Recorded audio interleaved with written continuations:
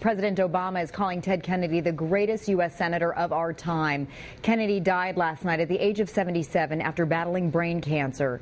This morning, the American flag is flying at half staff at the Capitol building. NBC's Kelly O'Donnell is there with more. Kelly, good morning. Good morning, Natalie. Edward Kennedy carried the burdens and blessings of an iconic American family. With his passing at 77, the senator reached a point in life that his older brothers never did. As an Irish poet said, he lived to comb gray hair. The work goes on, the cause endures, the hope still lives, and the dream shall never die. Edward Kennedy's hopes and dreams of becoming president were never realized, dashed in large part by a tragic accident and resulting scandal that would haunt him for years. Despite it, he became one of the most influential and productive legislators of his time, a champion of liberal causes even when they were out of fashion. He was a true senator who used that institution to create all sorts of things he cared about, went across party lines, and really was able to make that Senate work in the way that it should be working. The youngest of the four boys, whose rich and powerful father was determined that the first Catholic president be named Kennedy. Edward Moore Kennedy lived to be the oldest surviving brother. When the slain president was buried, he walked beside his brother Robert.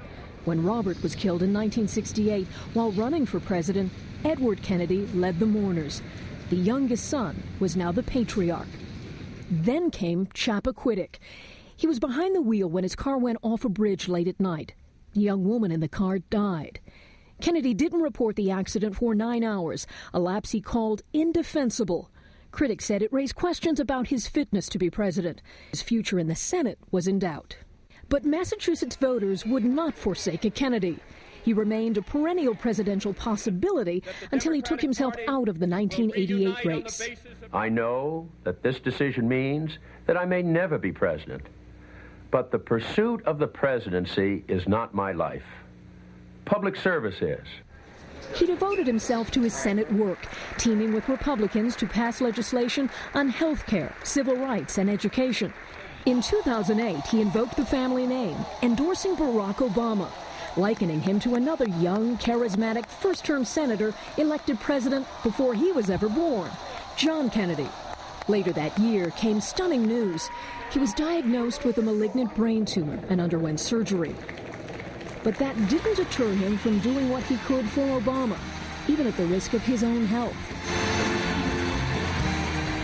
Leaving a hospital bed to make another stirring convention speech. The work begins anew. The hope rises again, and the dream lives on. And on the day Barack Obama became the 44th president, Kennedy braved the elements to attend the ceremony, only to end up in the hospital after suffering a seizure. Less than 4 weeks later, he was back at the Capitol to vote for President Obama's stimulus package. Kennedy never fulfilled what many saw as his family destiny, but found fulfillment at the other end of Pennsylvania Avenue on Capitol Hill.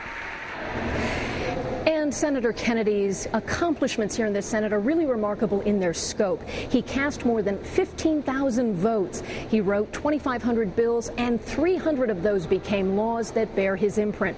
And some colleagues here say he often insisted that another senator's name be listed first, just one of the ways he built relationships that helped to get those laws passed. Natalie?